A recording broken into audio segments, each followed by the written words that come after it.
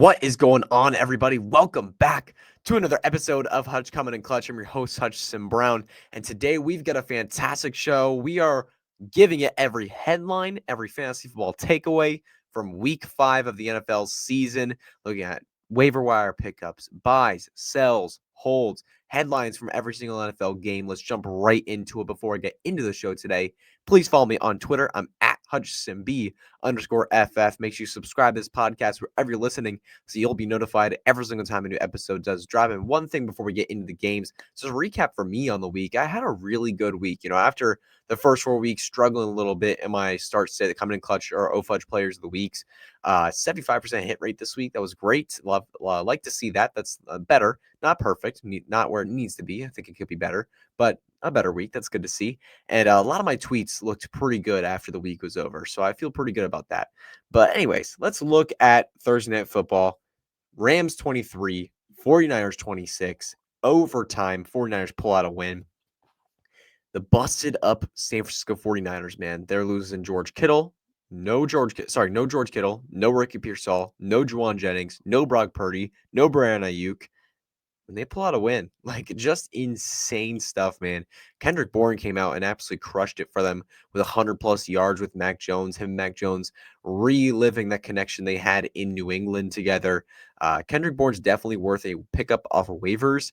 If the receiving core again were to miss this week, if Mac Jones were to again be the starter, which it looks like he might be for an extended period of time, Brock Purdy's injury doesn't look too good per most reports.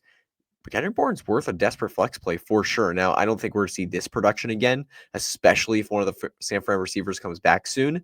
But definitely worth a pickup, definitely worth stashing right now. Now, let's look at the other side of the ball for the Rams. Blake Corum and Kyren Williams. This backfield is one worth talking about. Blake Corum had a fumble early in the game. He also dropped a pass at one point in the game. But Kyren Williams was even worse. He had a fumble inside the 5-yard line that resulted in the Rams not scoring a touchdown. And then you had a fumble on 4th and 1 in overtime where not only did he get stuffed, but he lost the football. And then you also had a drop crucial 3rd down late in the game for him out of the receiving game. But overall, Kyren Williams still dominated the touches, even though he performed worse in terms of giving the ball to the other team. It's just that simple, man. Corum, when it comes to dependability and when it comes to his ability in the running game, he's a better back than Kyren Williams. Watching them both play, it's clear who's the better runner. Obviously, look, I give Kyren Williams his props as a pass blocker and as a receiver. He does a much better job than Corum there. That is fair to say. I think Corum, if you give him the opportunity more, I think he could have it. But he had bricks for hands last night. There's no excuses there. Or on Thursday night, no excuses there. Kyren Williams is the better receiver, but as a runner, I don't see why you wouldn't be starting Corum in this game. I really don't. But hey, that's just how I'm seeing the game. That's how the stats show it. But hey, Sean McVay has his relationship with Kyren Williams, and that's how it's going right now. So yeah, Kyren's a starter. We'll see. We'll keep seeing that as it goes through the season. But Kyren Williams, interestingly too, usually not crazy as a receiver, but over the last 4 games straight, he has had 2+ catches in every game, seeing 8 catches on Thursday Night Football. That's something you got to keep an eye on, because if Kyren were to become a really solid receiving back too, we're going to see a really solid fantasy asset here. Now let's look at the next game. Minnesota Vikings, Cleveland Browns. This was the international game of the week, 9 a.m. Jordan Addison, oh my gosh. Apparently he was wandering London, exploring for himself, missed a mandatory walkthrough for the team, and got benched in the first quarter. We did not get to know this until the start of the game, that he was benched in the first quarter, which was really unfortunate for fantasy managers, for anyone betting on him out there. Really unfortunate to see that. But he came out after the first quarter and caught 5 passes going for 41 yards and caught the game-winning touchdown. Beautiful catch over the shoulder in the end zone, in the red zone. Fantastic play. Really interesting to see that after being benched, just coming out and balling out. I would go out and trade for Jordan Addison right now. Obviously, look, the off-the-field stuff isn't great, but when he's on the field, he opens up so much for this offense. You clearly see how it's impacting Justin Jefferson. 2 straight games with 100+ yards now that Addison has been on the field. You just can't triple cover Jefferson anymore, or double cover Jefferson anymore, because you have a legit threat in Jordan Addison on the outside as the number 2 wide receiver. And you got to give him targets. You got to give him respect as a defense. And as a result, we're seeing so many more one-on-one opportunities for both of these players. And as a result, both of them are fantasy relevant. Now, when JJ McCarthy comes back, it'll be interesting to see how this goes. I'm hoping JJ McCarthy takes his time on the bench to learn and to develop and to grow and to learn from Carson Wentz a little bit more so he can come back and be a better player, similar to how we saw with Bryce Young and Andy Dalton last year. But this is just something to keep an eye on. Jordan Addison's one I'm buying, though. He looks great on the field. Now, Brown side of the football, Quinshon Judkins rushed for a career-high 110 yards in his rookie QB's debut with Dylan Gabriel. Quinshon Judkins, man, I mean, watching him play, I don't know if there are 10 running backs that are playing better than him right now. I mean, he looks phenomenal. There are very few backs that I'd rather have than Quinshon Judkins in fantasy football for us this season. And if I were an NFL GM, I don't know if I can name 10 backs I'd rather have than Quinshon Judkins on my team right now. The dude is playing out of his mind football. Considering how bad this offense is, considering how poor this receiving core is, considering this offensive line's been on and off, considering the fact that he's had very poor quarterback play, he is balling out. And Dylan Gabriel had a very okay day, average day. I would say between him and Jackson Dart, I would have preferred Jackson Dart's rookie debut. And Jackson Dart didn't have a fantastic rookie debut. He scored that nice rushing touchdown, but other than that, he was average. And we saw that in week 2, which we'll talk about later in the show. But Dylan Gabriel, not too confident after what we saw. I think he looks fine. And now teams have game film on. They know what he wants to do with the football. And that's going to be even more concerning for him next week. Now, Houston Texans 44, Baltimore Ravens 10. An absolute dominant performance by the Houston Texans. Looking at them, CeeDee Stroud threw 4 touchdowns, completed 23 of 27 passes. We started to see this last week, 22 for 29 for CeeDee Stroud in the week prior.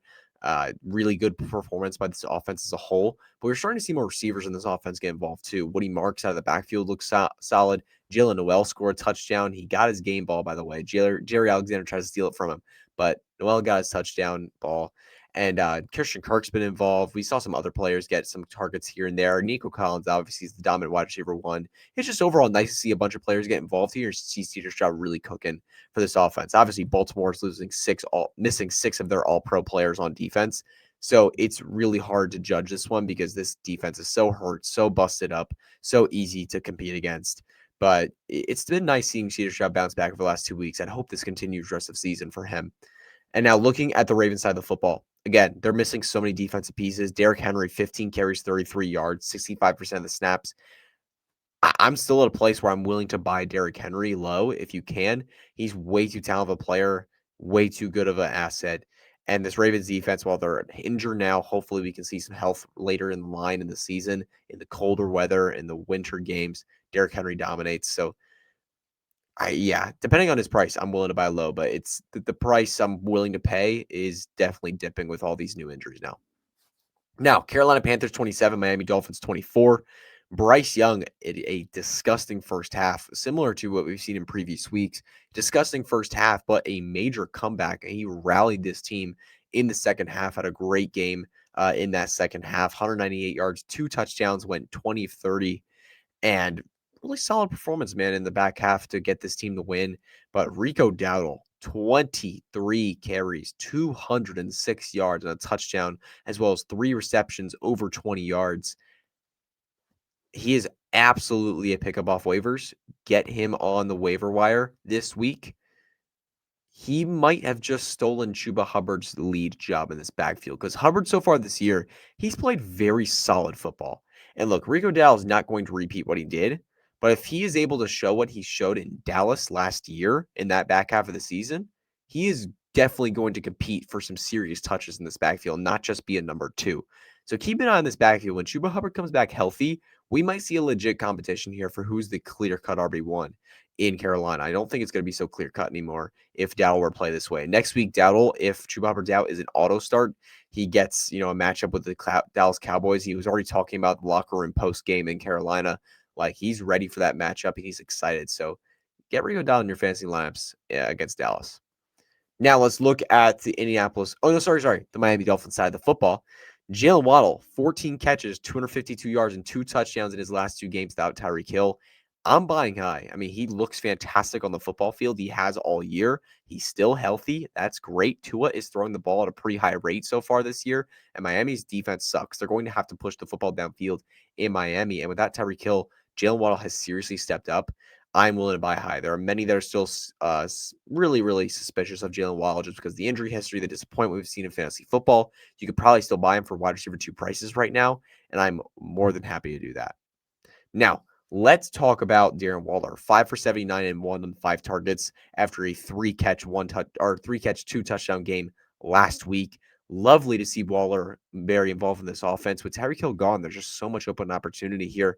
You have Malik Washington and no one else in this receiving room, and then Devon Achane obviously as out of the backfield as a receiver too. But Waller has plenty of room in this offense to be very involved, especially with how pass happy this Miami offense is going to be a lot this season. So Waller's somebody that could absolutely be a tight end one rest of the season. If you have him on your roster, you're doing pretty good. Doing pretty good. Now, Indianapolis Colts 40, Las Vegas Raiders 6. Jonathan Taylor was dominant, 3 touchdowns. Love to see Jonathan Taylor cooking, man. He's looking like one of the best, if not the best running backs in football this year. Love to see such a great season for JT and Dayton Jones and this Indianapolis Colts team. Tyler Warren, not only is he now leading the NFL in terms of tight end receiving yards, but he also scored his first receiving touchdown this past week. He had a rushing touchdown earlier this year, but caught his first receiving touchdown. Love to see that as well. So good to see there. But overall in this offense, it's very simple. You start Tyler Warren every week. You start Jonathan Taylor every week. And Josh Downs, Michael Pittman, you start pretty much every week as a wide receiver 2/flex play that you kind of need a touchdown for, but he's been very good this year. Josh Downs is a desperate flex if you need it. And Daniel Jones looks great. I mean, he's a guy you can start as a QB1 on a weekly basis, play the matchups with your other quarterback. Now, Raiders side of the football, not a lot of positivity here. Geno Smith continues to look absolutely terrible. He has 6 touchdowns and a nice 9 interceptions so far this year, and not nice 9 interceptions. Brock Bowers out with a knee injury. Not great to see that. He's not practicing either so far this week. Let's hope he uses this week to get healthy. We love to see Brock Bowers come back healthy and actually play real football and be a dominant fantasy asset. Honestly, right now, I'm going out and trading for him. I think he's a great trade for candidate right now. Brock Bowers is. When you look at him as a player, obviously, he's a dominant fantasy football asset. We saw it last year. He is a fantastic player. He's just not healthy right now. And he's been very frustrating for fantasy football because we picked him so high and he's been on the field. He just hasn't been getting the targets. And Geno Smith does look bad. However, I think Brock Bowers' injury could have a big deal in this. If Brock Bowers would be healthy and playing, getting full involvement, I think we could see more production out of this offense just because Brock Bowers is a steam engine kind of player that just drives an offense forward. We saw it with the Raiders last year. I think we could continue to see it if he's healthy this year. So go out and trade for Brock Bowers. I mean, I actually sold him early this year after the knee injury. I got Garrett Wilson and Quinshon Judkins the returner, which I feel really good about now.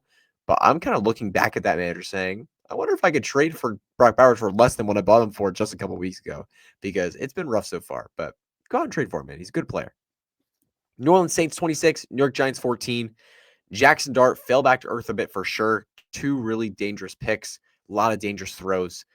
Looked less confident out there in the football field than he did against the Chargers. I think he was trying to impress Madison Beer in the first game. And, we've seen him say she's his celebrity crush. So I guess there was a little bit of macho-ness there, but we saw him fell back to earth in week 2. And now all the teams have more game film on him. I just see a more average offense this year. But one thing we do got to talk about, Theo Johnson caught 3 touchdowns. Jack Dart threw 3 touchdowns. Theo Johnson caught 3 touchdowns. And I know this is a dart throw, but Theo Johnson's worth a pickup off waivers, man. Theo Johnson is a player that I love to come out of Penn State. Big, bulky tight end, but has some serious athleticism, can make him really good plays in the open field. And you have a situation here in New York where Darius Slayton and Wan'Dale Robinson are your wide receiver ones. Like, you just don't got much here for this offense. You have plenty of opportunity. And Theo Johnson, for a young rookie quarterback, presents a great safety blanket and a great red zone threat. So I think Theo Johnson could be a very streamable option rest of season. Just keep an eye on him. I would pick him up for Juwan Johnson right now with Taysom Hill back in the Saints offense. I would pick him up for a bunch of tight ends that are probably on rosters right now. Now let's look at Cam Scatterbo. 14 catches in 3 games as the guy for the Giants. Yeah, he's fantastic for fantasy football. Keep starting him. Let's look at the Saints side of the football now, though. Alvin Kamara trade rumors are getting hot. I talked about this last week before they really started to get hot, that Alvin Kamara is a prime trade candidate. Kendry Miller is someone you need to get off your waiver wire. If he's still somehow on your waiver wire, get him on your team. Because if Alvin Kamara were to get traded, Kendry Miller instantly puts himself in the RB2 conversation right away. And he's been playing fantastic football this year in terms of yards after contact, 10 plus yard runs, efficiency. And like look at most efficiency metrics for a running back. He's doing really well in them right now. I mean, top 12 in yards after contact per attempt. He is PFF run grade. He's very, very high right now. Elusive rating is pretty high right now. When you look at rushing yards over expected, he's very high in that right now. He's playing really good football. And looking at what we could do here if Alvin Kamara's gone, I mean, Devin Neal's not got involved at all. And would he get involved if Alvin Kamara would get traded away? Possibly, but not to the point where Kendrick Miller's actually threatened. It would be Miller's backfield all day long. And it'd be very exciting to see. So Dallas Cowboys 37, New York Jets 22. Justin Fields, Breece Hall, Garrett Wilson. It's that simple for the Jets. You start these three assets. And I just love them for fantasy football, man, because the Jets are 0-5, but there's a lot to like for fantasy here. The Jets defense has allowed 37, 34, 30, 29, and 27 points, and they have not taken away the football a single time this year. No interceptions and no fumbles recovered. Breece Hall, Justin Fields, and Garrett Wilson, they're forced to push the football downfield. They're forced to score points because their defense can't hold up. And as a result, we see a lot of fantasy points. So these three are just locked in starts every single week, and you're happy with them. Now, let's talk about the Dallas Cowboys side of this. Javonte Williams is season high 135 rushing yards. Doesn't have the third gear. We saw him get caught on a long run, a 66-yard. It was like a 61-yard run, I think, and he got caught from behind pretty easily. So that's the thing with Williams. I mean, he's a yard after contact physical monster. He just doesn't have that breakaway speed. That third gear, once he gets to the third level, he just doesn't have it. And that's never something he's had. So I'm not worried to see that. I'm not worried to see that run from him. But just something to keep an eye on. The explosive, crazy big play upside is not crazy there with Javonte Williams. Now, looking at Denver Broncos 21, Philadelphia Eagles 17. Holy crap. Philly fan here, obviously really frustrated by this one. First half was great. Eagles were playing well on offense, and then all of a sudden, the Eagles forgot to run the football. I mean, they were throwing downfield in the first half, and it was working. We were having some great connections. We were also mixing in the run game enough to be okay.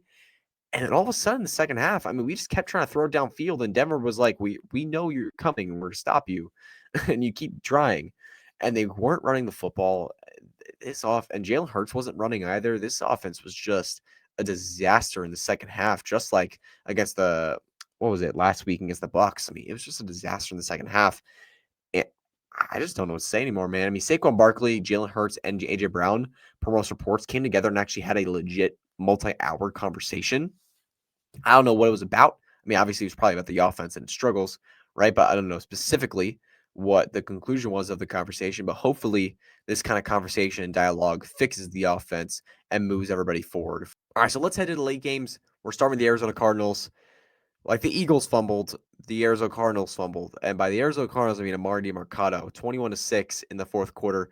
Amari DiMercato is about to take it in for a 72-yard touchdown, pretty much sealing this game. And he drops it at the 1-yard line prematurely in celebration. And it ends up being a touchback. I mean, he's in the shadow realm. Like, he's done. Like, if this was a Derrick Henry or a Jonathan Taylor or a Saquon Barkley, it'd be a, hey, man, like, you got to do better than that, and then move on and give him the football again. Amari DiMercato is a backup to a backup who's been in the NFL for a while and has always been a backup. This will not be handled with grace. This will be handled with judgment. This will be bad. So Amari DiMercato is going to hit the bench. I wouldn't be surprised if he's seeing less touches than Zonovan Bam Knight in week 6. And as a result, you should not have him on a roster in fantasy football. Drop him for somebody, please.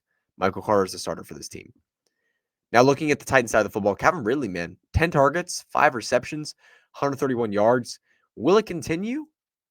I don't know. I mean, Cam Ward has looked really solid all year, made some really flashy plays, as well as some really bad ones, and Ridley's just struggled. But really nice to see some signs of life here. I'd hold, honestly. I mean, unless you get some crazy offer, I'd hold on to him. I'd see what you can do with him because he's the clear-cut wide receiver one, and he's going to be necessary for this offense. Like, he has to be involved, and he has to get it going. So Ridley's somebody that you definitely want to hold on to right now. Now, let's look at Seattle Seahawks, 35, Tampa Bay Buccaneers, 38. Huge big game. One thing I really love from this one, Baker Mayfield talking trash to some Seattle fans before the game. Or actually, the fans were talking to him in the tunnel before the game. And Baker came back after the game, after they had won, and checked in on those fans. Really fun stuff to see from Baker Mayfield. Really interesting trash talk there. But a really good game from Torrey Horton again. He is now in streaming conversation at the wide receiver position, 3 for 39 and a touchdown. He's constantly getting red zone targets, and it's great to see him stepping up as the outside wide receiver for this team. It seems like Cooper Kupp still is a stronghold in this offense for a solid role, and Jackson the Jigba obviously is the clear-cut wide receiver one. But Torrey Horton is somebody that's definitely worth a stream candidate in a good matchup because he keeps getting those red zone looks. And now looking at AJ Barner, he's also a streaming potential here. Obviously, this was a higher scoring game, so we saw a lot of fantasy relevance for everybody. But AJ Barner's also been used a lot in the red zone. He's been scoring touchdowns on a regular basis, and he's keeping Elijah Arroyo off the field. Elijah Arroyo does not have a game yet with more than 2 catches. So it's AJ Barner's the tight end one for the team. And he seems like such a vibes guy, too, man. He brings such a physical presence, a big time player energy. And he is a monster out there, man. He's physical with the football in his hands and blocking and everything he does. He is just not afraid. Love to see that kind of energy. And it's working for fantasy because he's had some really good fantasy days so far. Now, looking at the Detroit Lions, or actually, no, sorry, on the Tampa Bay side, Emeka Ibuka, 7 catches, 100 plus yards, touchdowns. Yeah, keep starting him every week in fantasy. It's that simple. And otherwise, not much from this offense, man. Not much at all. Looking at the Detroit Lions, 37, Cincinnati Bengals, 24. So two huge milestones here for the Lions. Lions offense has the most points through 5 games in NFL history, 174. And they also broke the record for most games with multiple running backs to score a touchdown between David Montgomery and Jahmyr Gibbs over a certain period of time. I don't remember the exact period of time. Crap, I should have written it down. I didn't. But then one last thing, too. David Montgomery, his sister unfortunately had a major accident. I think it was a car accident, and about a year and a half ago, and it was life-threatening. And she was able to come to this game, for the first time in a while and watch David Montgomery play. And he came out and threw a touchdown and also ran one in. Love to see that for David Montgomery performing well in front of his family in a huge game in a big moment. Love to see that. But let's talk about this for fantasy. We got to go to Jameson Williams. Man, he signed an $83 million contract this offseason, about $67 million guaranteed. And we see 11 catches on the year on 21 targets through 5 games. I don't get it. Like, I mean, if you're going to pay a guy that much, I mean, what is going on? I mean, he doesn't seem to be playing lazy. Like, he's finishing routes, he's running them well, he's getting open a decent amount of time. It's just they're not throwing him the football. I just don't get what's going on here, man. It's really, really confusing for fantasy purposes. I'm kind of at the point where I'm buying. I'm scared to do it, but I'm buying low because at this point, like, people are considering dropping him. Like, that's where we're at. So if you can trade a next to nothing kind of asset for him, please go ahead and do so. Because we've seen him be very fantasy relevant. All the Lions talked about this offseason was Jameson Williams is going to break out. And we're just seeing a really rough start to the season. Go out and buy. Washington Commanders 27, Los Angeles Chargers 10. Phenomenal game from Jacory Cross-Kamara. I mean, he had, I think it was 14 carries. 4 of his carries were less than 5 yards. 4 of his carries were less than 5 yards. Only 2 carries did he ever lose yardage. 2 touchdowns, 111 total rushing yards, along with some receiving work as well. 47% snap share. Phenomenal game from him. And now look, Jacory Cross-Kamara, somebody that people were dropping after last week. If he somehow snuck onto your waiver wire, go ahead and pick him up. He's absolutely worth a start next week. He seems like he's going to be the guy for the Commanders. It's just about being patient and letting the rookie take time. But he's clearly the most talented back on the team, and he looks great. Deebo Samuel, 17 plus PPR points every week but one. He's a must start every week now, especially with Terry McLaurin out. He's a must start. Now we gotta go to the Chargers side. Really unfortunate. This one sucks. Amari Hampton going to IR with an ankle injury. He was walking out of the stadium with a boot to end the game. Just sucks, man. Amari Hampton was starting to look really good the last couple weeks. Had a massive game against the New York Giants just a week ago.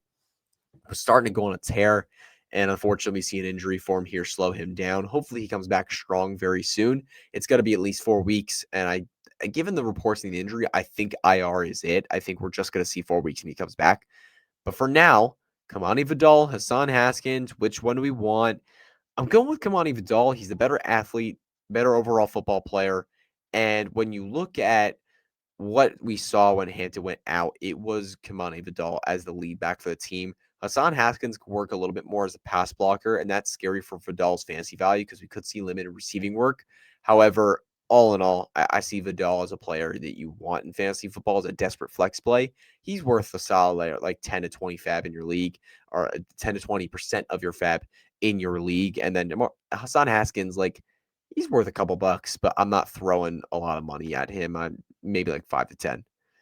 Now, let's look at Sunday Night Football. The New England Patriots, the Buffalo Bills. Drake May is playing out of his mind. I've been talking about this the last couple of weeks.